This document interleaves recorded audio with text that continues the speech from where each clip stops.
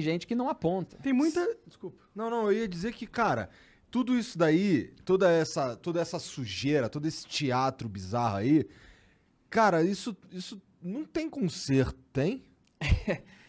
Então, a gente trabalha, zela para que tenha, né? Mesmo os autores que eu estava citando, porque outro dia eu citei 2 crônicas do Lima Barreto, ele tem outras que são mais famosas, mas eu peguei umas do baú. Eles estavam lá dando o diagnóstico da realidade, né, daquilo que acontecia, na esperança também de melhorar, né? Você expressa para ter consciência do problema e para ver quais são as ferramentas que podem ser desenvolvidas.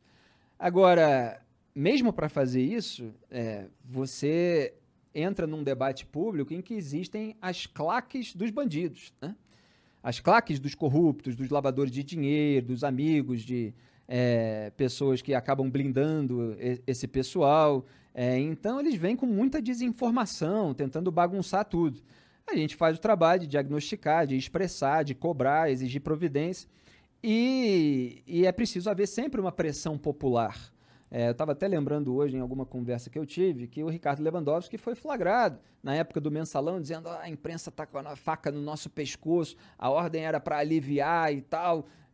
Você vê, porque tem articulação política do bastidor. Mas eles, quando estão pressionados, quando você tem o holofote em cima e tal, é mais difícil. Aí eles tentam adiar, deixar para um momento em que as pessoas estão preocupadas com outra coisa, e aí eles vão passando a boiada deles.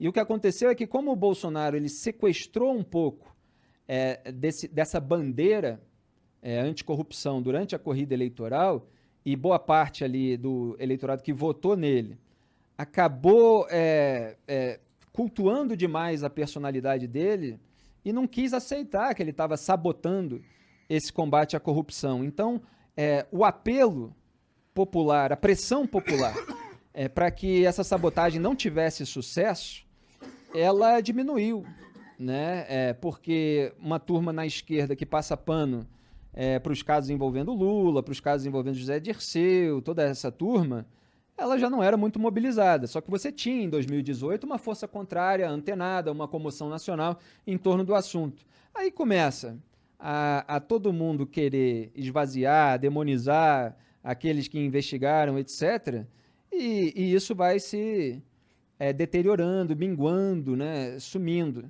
Agora você tem a possibilidade de uma terceira via recuperar na arena política aquilo que a gente está falando há muito tempo no debate público, que é a mesma coisa, no fundo, do que o Jair Bolsonaro fez em 2018. Ele pegou aquilo que nós estávamos falando sobre determinadas questões. E agora você precisa de uma pessoa que, ao contrário do Jair Bolsonaro, tenha condições de levar à prática essa visão, né? Esse diagnóstico da realidade. Porque, assim, as pessoas das claques, como eu chamo, governistas ou lulistas e tal, elas fingem que não estão acontecendo e as coisas são evidentes. Você aponta etapa por etapa e vai e tem a consequência. Está acontecendo tudo aquilo que a gente estava mostrando que ia acontecer. Sim. A impunidade geral, todo mundo se safando. O Gilmar Mendes, por exemplo, engavetou lá o caso do quadrilhão do PP, engavetou antes de colocar em julgamento. PP é o partido do Arthur Lira, que é o líder, o presidente da Câmara apoiado pelo Jair Bolsonaro, do Ricardo Barros, do Ciro Nogueira. O Ricardo Barros nem estava nesse caso, era mais Arthur Lira, Ciro Nogueira e outros. E aí ele esperou o Celso de Mello se aposentar para ele pautar, porque ele achava que o Celso de Mello ia votar contra o interesse dele, então ele esperou o Cássio Nunes Marques, indicado pelo Jair Bolsonaro, ganhar a vaga na segunda turma do Supremo, e na segunda turma, que é para onde ele foi, para ele já ter a maioria garantida e aí pautar aquele caso. E o Cássio Nunes Marques foi indicado pelo Jair Bolsonaro, mas é apadrinhado pelo Ciro Nogueira. Você tem a declaração de 2019 do Ciro Nogueira, dizendo assim, que queria o conterrâneo dele, né, porque é do Piauí também, em algum tribunal superior, STJ, o STF, agora vai e tal, e ele ganhou o bilhete premiado, foi para a mais alta corte do país. Chegou lá, o que ele fez? Ele aliviou a barra do Ciro Nogueira, do padrinho dele, daquele que declarava publicamente que queria o Cássio Nunes Marques lá. E aí foi arquivado o inquérito do quadrilhão do PP, que era a ala do PP, que atuava na Petrobras, no esquema de corrupção da Petrobras. Qual que é a influência do Ciro Nogueira com o Bolsonaro? Por que ele consegue fazer com que o aliado político dele ganhe uma posição tão influente como o STF? Por que o Bolsonaro fez isso justamente pro Ciro Nogueira? Bom, primeiro que o Bolsonaro é um deles, né? A gente não pode separar, que é isso que o bolsonarismo tenta fazer muitas vezes, como se é preciso atender e tal. Não, é um deles. 30 um anos know-how ali, né? de rachadinha, 30 anos ali. Ele era do PP. Outro dia, a gente está aqui, uns 6 dias atrás, ele deu um discurso, até viralizou aí nas redes sociais, falando assim, elegeram um cara do Centrão. E meses atrás ele já tinha falado, eu sou do Centrão. E dessa vez que ele falou assim, elegeram um cara do Centrão, ele dá uma risadinha cínica, assim, que é como se ele dissesse para o eleitorado que votou nele, enganei vocês. Porque durante a campanha ele falava assim, nós não integramos o Centrão. Palavras dele, tá? Tem os vídeos aí, já mostrei em vários vídeos que eu fiz, o pessoal volta e meia, espalha no Twitter de novo. Ele falava que se fosse para fazer toma lá da cá, ele não faria e tal. Mas...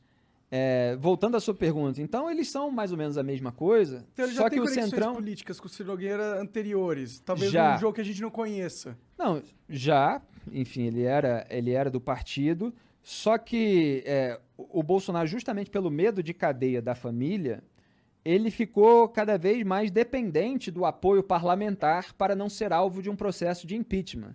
Porque se ele é alvo de um processo de impeachment, ele pode perder o mandato, ele perde foro privilegiado, e perde, para além de tudo isso, o poder de barganha que a caneta presidencial dá. Porque aí, com a caneta presidencial, ele consegue articular, você quebra um galho aqui para mim, eu faço isso aqui para você, Faz isso eu que te dá a distribuo... vaga do STF. Alguma coisa o Ciro Nogueira fez, porque o presidente não dá uma vaga do Pois STF de então, graça, você tem assim. todo esse tipo de escambo, né, que é a tradição nacional e que perverte todas as nossas relações as relações nos negócios públicos, né? Então ele ficou completamente dependente, com medo de perder o poder, e está lá articulando, o Flávio Bolsonaro está lá articulando, agora quer botar um cara no Tribunal de Contas do Estado, e aí o Cássio Nunes Marques determinou a volta de um conselheiro para o TSE, que gera um efeito dominó e permite ao Flávio Bolsonaro conseguir ali uma nomeação. Eles estão sempre articulando. Político fudido. Exatamente. Que não acaba mais. Só que agora tem um detalhe que o Bolsonaro, às vezes, ele traz à luz do dia uma coisa, uma declaração que é repudiável e que muitas vezes era feita na moita. Às vezes ele tem um sincericídio. Então ele falou outro dia, 10% de mim tá... Eu tenho 10% de mim no Supremo Tribunal Federal, que é o Cássio Nunes Marques. Tipo, ele tá lá mesmo para me atender, entendeu? Isso aí depois ele fala isso, ele percebe que falou, ele fala, não é que eu mande no voto dele, mas é que ele tá lá, a gente precisa. Mas não são 10%. Ele tem o Gilmar também disposto a ceder aqui para ganhar ali e tal. Só que o Gilmar o também que Toffoli... usando ele. Mas o Cássio Sim, Nunes deve claro. tá usando também, pra Claro, ser sincero. todos estão ali com os seus interesses, mas eles têm muitos pontos em comum, né? Sim, sim. No mundo E esse ideal, é o o- STF não teria interesse pessoal, né? No mundo ideal. No mundo ideal, tudo seria julgado conforme as provas, né? Não por qualquer tipo de interesse político. Os próprios presidentes escolheriam ministros do Supremo pela sua qualidade, não pela sua fidelidade a eles próprios e aos seus próprios grupos políticos, mas no Brasil, lamentavelmente, há uma outra exceção, assim, um pouquinho, alguém que desvirtua e tal, porque nem sempre você tem aquela figura perfeita com as características e completamente fiel e tal. Mas, em geral, é isso que eles buscam. E como a sujeira na política adquiriu uma magnitude imensa, as pessoas que têm poder, elas estão querendo quem as blinde, né? E é isso que elas fazem, e se o Bolsonaro ficar aí, ele vai colocar mais ministro para blindá-lo. E tu acha que Assim ele como o Lula fez, né? E tu acha que ele